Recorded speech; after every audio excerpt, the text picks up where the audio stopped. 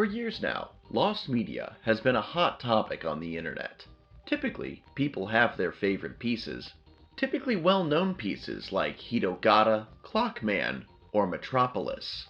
Still, there are many more pieces that, while not as well known, deserve not only equal time in the spotlight, but just as much chance to be found.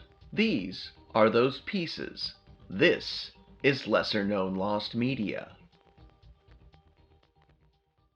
Welcome back to the channel, everybody. It is I, your host, Mr. Sean, here today with volume 59 of Lesser Known Lost Media. I'm still trying to think of something cool to do for our 60th episode, so be sure to leave your suggestions in the comments. Now, if you are new to this series, what we do here is I cover 5 pieces per episode of lost media that you just don't hear people talking about much on YouTube. We start with 4 family-friendly, safe-for-work pieces, take a brief ad break, and then we finish with a 5th and final spicy piece of lesser-known lost media. Now, normally these videos have been coming out on Saturday, but as a kind of a, hey, it's been a long week little treat, last week I released it on Friday, put it up in the poll, said, hey, do you prefer this being on Saturday or Friday? And the majority of people who voted said they would like to see these come out on Friday, so that's what we're going to be doing going forward. And with all that being said, let's get into it.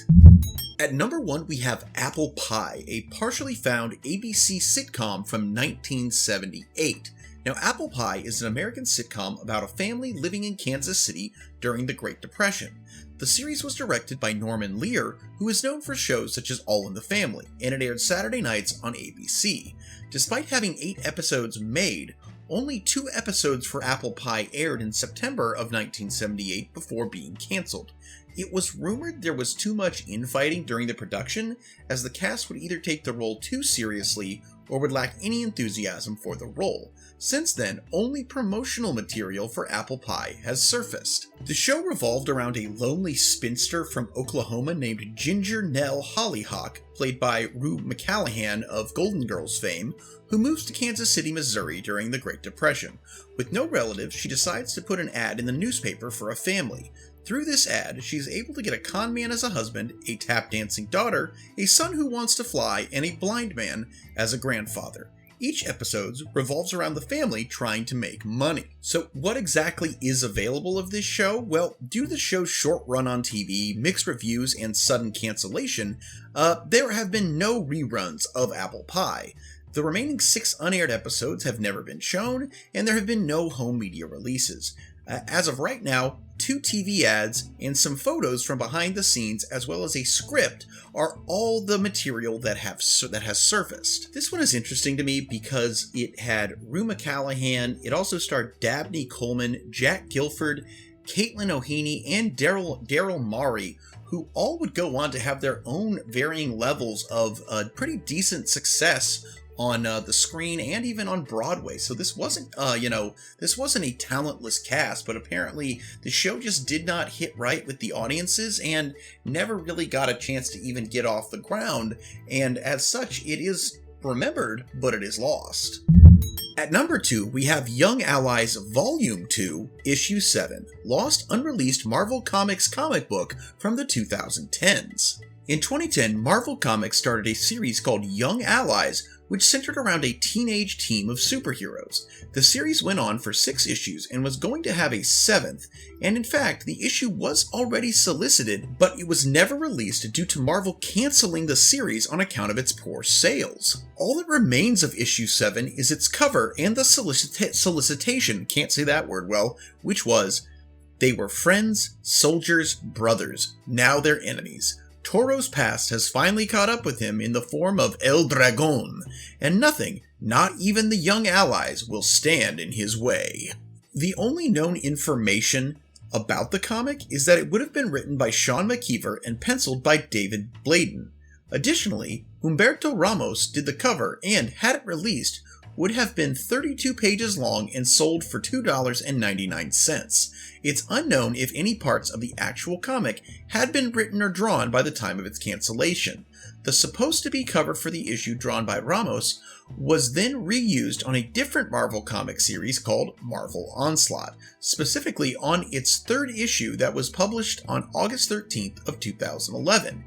It is currently unclear if any of Marvel Comics series or any Marvel Onslaught series had reused the cancelled plot for Young Allies Volume 2, Issue 7, thus is still labeled as lost as no available information can be traced to it. Now a slight update on this one in the comic section, a user named Sean, so I'm not sure if that is Sean McKeever himself, but this was from May of this year, said that the plot of the issue was repurposed as Onslaught Unleashed number 1, and that the art in the issue was by Philippe Andrade, but the cover by Ramos was used for Onslaught Unleashed number 3. I don't know if that is confirmed, but again, it's the Lost Media Wiki does put this as lost and unreleased, so I don't know if that's just wishful thinking or if McKeever himself possibly is telling people that it is in fact used. And honestly, the mystery of that makes this one even more interesting to me, so I'm happy to put it on the list. And at number 3 we have Attack of the Show, partially found G4 Variety Series 2005 to 2013. G4 TV, like one of the coolest channels of my late childhood. Now, Attack of the Show was a daily live variety series that premiered on G4 on March 28th of 2005 and lasted until January 23rd of 2013. It quickly became one of the most popular / staple shows of the network, developing a loyal fan base along with X-Play. Though personally, I was a big fan of the show Filter, specifically from 2002 to 2005, which were the Diane Mizota years. But concerning Attack of the Show, airing live 5 days a week, sometimes reduced to 4, Attack of the Show featured various segments on aspects of pop culture such as video games and movies. The show had an extensive cast of hosts and guests alongside its nearly 10-year run, with Kevin Pereira and Olivia Munn, Zachariah Selwyn, and Candace Bailey being standout examples. Recurring segments included skits, reviews, and general discussions about the latest releases at the time. Other segments included Around the Net, Attack This, Gems of the Internet, and The Feed. Now, as to its availability, as G4's original programming began to fade away, Attack of the Show lasted despite G4's attempts to push most video game content away from the main part of the channel. The show aired new episodes on G4 until its cancellation on January 23, 2013. This was due to low ratings, Kevin Pereira not renewing his contract with the network, and the planned rebrand of G4 to the Esquire network, which was later aborted. This made the total number of episodes produced 1,941, which is nuts, by the way, with repeats being pulled from G4 the following month. The show returned for new episodes 8 years later on the revival of G4 in November of 2021, lasting until its closure less than a year later. I didn't even know G4 TV came back, that's cool. Due to the quite large amount of content, not all of it has managed to make its way online. Repeats have also left international stations such as G4 Canada, despite their still heavy rotation of dated shows like Call for Help on said network before it was shut down in 2017. The quickly dated nature of the show, heavy use of copyrighted material, as well as the death of G4 makes any sort of home media video release unlikely. However, archive.org user Chris85 has uploaded 671 full episodes of the show and counting onto the Internet Archive, containing various episodes from 2008 until the final week of shows in 2013. A number of clips and full episodes can also be seen on YouTube, and short clips from all episodes can also be seen on the Internet Archive. Now, on July 24th of 2020, Attack of the Show's YouTube channel privatized every clip that was uploaded there after it was announced that G4 would relaunch in 2021. However, most, if not all clips that were uploaded to the channel can still be seen on the Internet Archive. Now, I loved G4 back in the day. My buddy and I, my best friend in high school, we would hang out in his basement Friday night into Saturday morning, just watching G4, having a good old time, playing some video games. And it was really cool to have a channel that was all about video games, because nowadays, here on YouTube, you want to know about a video game, all you got to do is type in that name and you're going to get like a million videos talking about that game. Well, I graduated high school in 2006, so YouTube came out in 2005, meaning that when I left high school, it was still in its infancy. It was mostly like old TV show clips and parkour videos. So yeah, G4 was just really neat back in its heyday when it was all this video game and like pop culture content. And sadly, that did change and eventually go away, but Attack of the Show was huge. And I think it also really serves as a cool time capsule of its time, which is why it deserves to be archived in its entirety. At number 4, we have Cyber Soldier Sharaku, lost Japanese point-and-click CDI adventure game from 1993. Now, Cyber Soldier Sharaku is a 1993 point-and-click adventure game for the Philips CDI released exclusively in Japan. It was developed and produced by Inspire, with Akihito Izuhara for screenwriting, storyboards, and character drafts, and was published by Japan Interactive Media, aka JIM. The gameplay is very similar to Myst and Burn Cycle, which were both also on the CDI, and it also had quicktime events in the boss fights and events during the game. The game was shown in the CDI software lineup for April of 1993. According to translations of the text in the beginning of the game, the plot is as follows. Cosmos 7014. The Galactic Federation, centered on the planet Diane, put an end to the 2,000-year interstellar war by mass-producing cyber soldiers. These cyber soldiers were combat machines developed solely for their combat abilities, but after that they began to awaken to their human consciousness. Fearing their existence, the Galactic Federation transplanted new memories into them and used their superhuman abilities to maintain public order in the galaxy. Having their past replaced this way, they are reborn as the Special Combat Organization Fireclaw. So, is it available? Well, due to the CDI tanking in Japan and failing even worse than it did in North America and Europe, Japanese versions of other CDI software and exclusives are very rare and elusive to come by, including Cyber Soldier Sharaku, rarely appearing on auction and e-commerce sites like eBay and Yahoo Japan. The only known footage of this game is from the YouTuber Shrewman CDI showing off the game in action on real hardware. As of this video, the game has yet to be dumped online and is still considered lost media. To me, this one's interesting for a couple of reasons. First, that one of the ways something can become lost media is that it's a exclusive for something that didn't do well commercially. In this case, it's a regional exclusive for a unpopular console that was even less popular in the region where this exclusive was made for. And secondly, that not all lost media needs to be like completely unavailable. There are a handful of people who still have the Japanese CDI and who still have this game and have the ability to play it. The thing is, what makes it lost media is not that it's completely gone or that nobody knows where it is, but that it's not openly available to the public at large. Like, one of you watching this video could be like, oh, my buddy has that at his house, or hey, I have this game, and we'll be like, well, can we see it? And you'll be like, nah, I don't want to. And because it still hasn't been uploaded, well, it's still lost.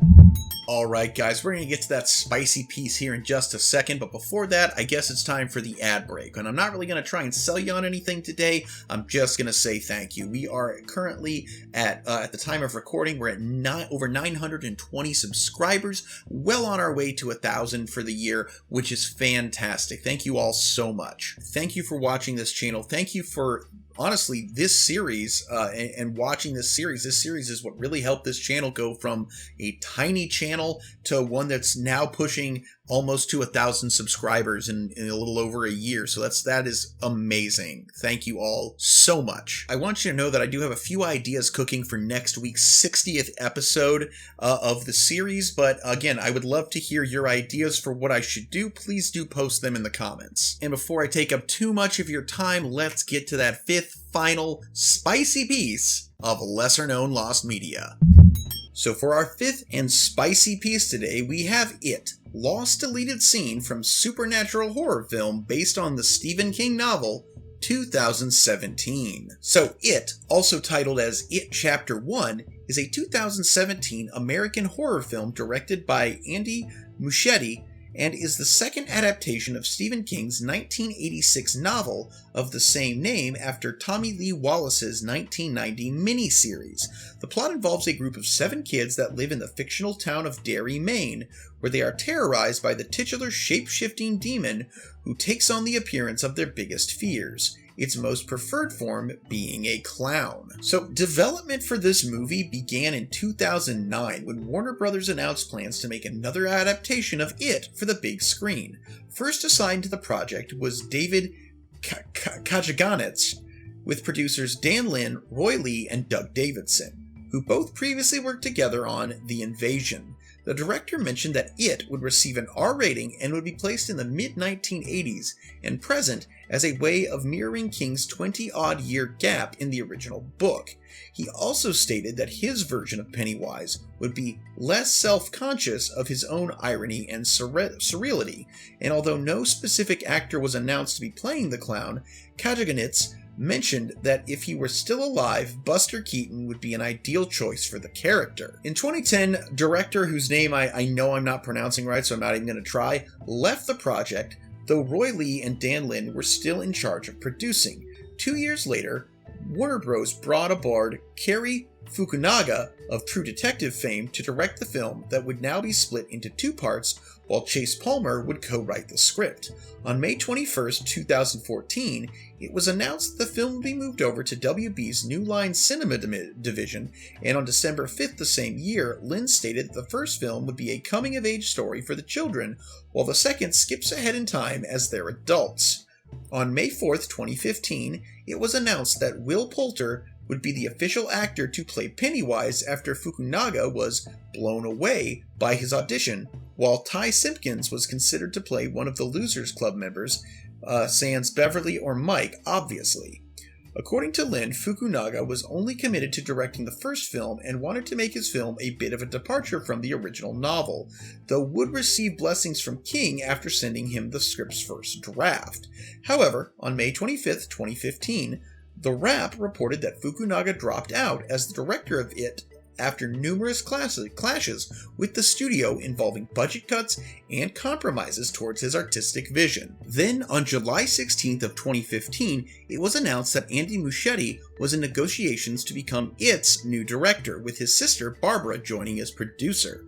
For a while, Will Poulter was still considered to portray the antagonist, though on June 2nd of 2016, it was officially announced that Bill Skarsgård would be playing Pennywise, although along with revealing the actors for The Losers 7 the same day. The first promotional image of Skarsgård in his Pennywise costume was unveiled on August 16th of 2016 by Entertainment Weekly, and the teaser trailer that was released on March 28th, 2017 gained 197 million views within 24 hours. I could only hope. It would eventually be released to theaters on September 8th of 2017, where it broke box office records as the highest grossing horror film of all time and received generally positive reviews. Despite Fukunaga's absence, the movie kept the same coming-of-age story he originally envisioned while following the book a little more closely, along with lifting some cues from the 1990 miniseries. Naturally, the movie was followed up by It Chapter 2 as a conclusion to the story in 2019, though a movie titled It Chapter 3 is rumored to be in production. Now, as to the deleted scenes, like any movie, it had a lot of deleted scenes that are missing from the final cut, though most of them can still be viewed in their entirety on either the DVD/Blu-ray or by searching them online, and they consist of the following.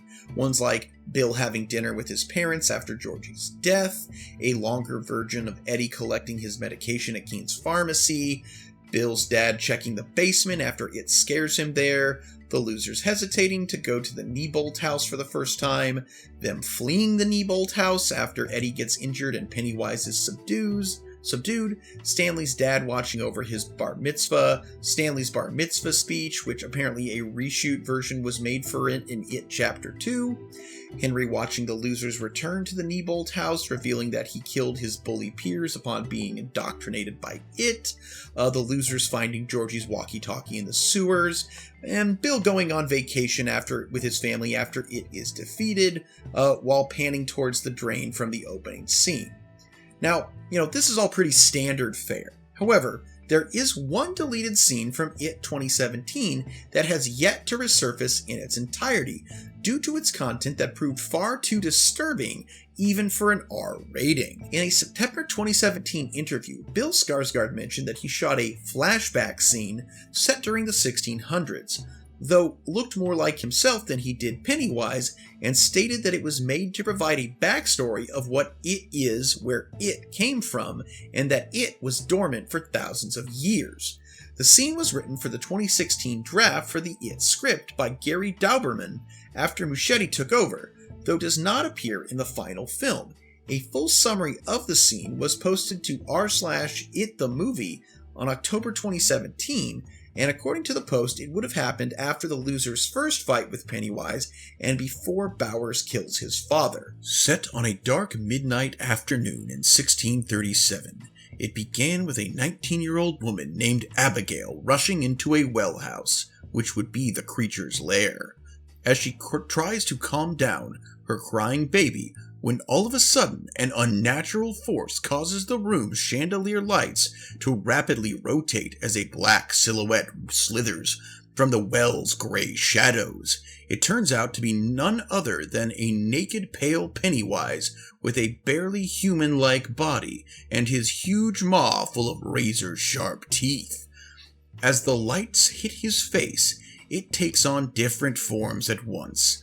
A man, a woman, a beast, and a monster.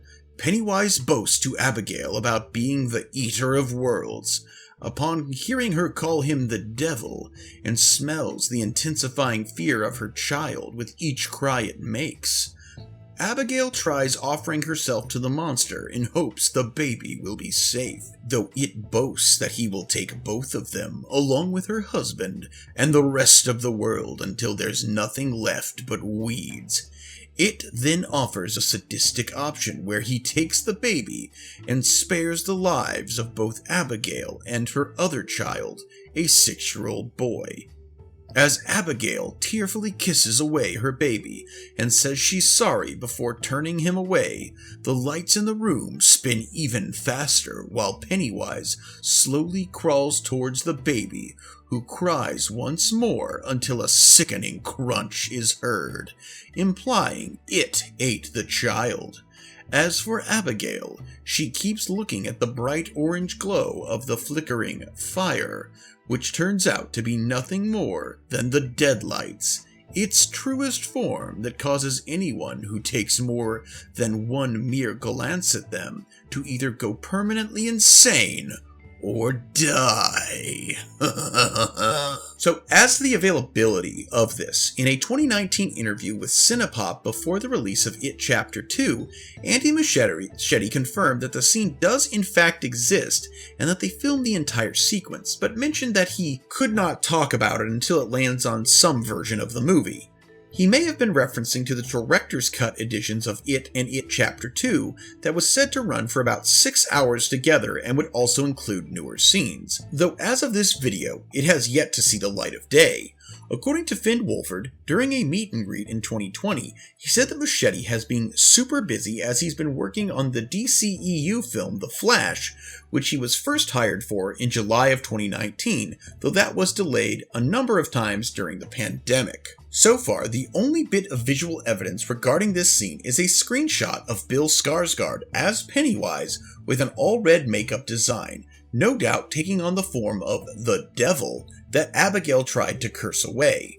On another note, in the original alternate cut of Stanley's bar mitzvah speech, when Ben Hanscom is shown in the Derry Public Library, the camera cuts to an overhead painting of a village woman cradling a baby while standing by a well. The deleted scene is most likely in the safe hands at either Warner Brothers movie studio or within the Muschietti household. But until Muschietti finds the time to work it into the It supercut, or even if the fabled Chapter 3 movie gets made, it is unlikely that we'll be seeing this controversial sounding scene anytime soon. The thing that I find most interesting about this is that this scene where it implies that a baby is eaten, that you hear like a crunch sound, that apparently this in a film about a clown who kills children, that scene is too far. Like, it is most assuredly disturbing, But again, that is the whole point of it as a movie series. Like, when I heard there was a unreleased deleted scene, I thought that they had, there's basically a scene in the book where, in order to kind of like end their childhood as they're going up against it, there's basically a gangbang scene between the kids, each one of them taking a turn with the one female loser member, Beverly. And for obvious reasons, they did not put that in the miniseries, they did not put that in the movie. But again, when I heard that there was a controversial deleted scene, I thought maybe someone had decided, hey, we should make this. And no, of course you shouldn't, and that would be why it was gone. But no, apparently it's just, it's clear it eats children. The idea of him eating a baby was a step too far, and I think that's an interesting stance to take in this series. And that's the end of volume 59, guys. Wow, still trying to get over the fact that we're at almost 60 of these things. I never thought this show would last as long as it has. I didn't think it would be nearly as popular as it's become, and I certainly did not think it would be the flagship series of my channel. So again, thank you to each and every one of you who's tuned back in every week to watch one of these. And I definitely would like to hear your ideas for what I should do for our next 60th episode. So be sure to like, comment, and subscribe if you have not done so already. Please do consider becoming a channel or Patreon member. And please do check the links, check out my Mercari, check out my eBay, maybe buy yourself a collectible or a custom miniature. Anything you can do helps this channel, helps the algorithm, and helps me. With all that being said, thank you for watching. I'm Mr. Sean, this is Chimera Miniatures, and I sincerely hope that you alpha great day and an even beta tomorrow. Bye-bye! Welcome to the show, we hope you'll stick around. Mr. Sean is here to entertain the crowd. We've got a bit of everything, 'cause everything's allowed. Chimera Miniatures is here to stay, we hope we make you proud. Welcome to the show, we hope you'll stick around. Mr. Sean is here to entertain the crowd. We've got a bit of everything, 'cause everything's allowed. Chimera Miniatures is here to stay, we hope we make you proud.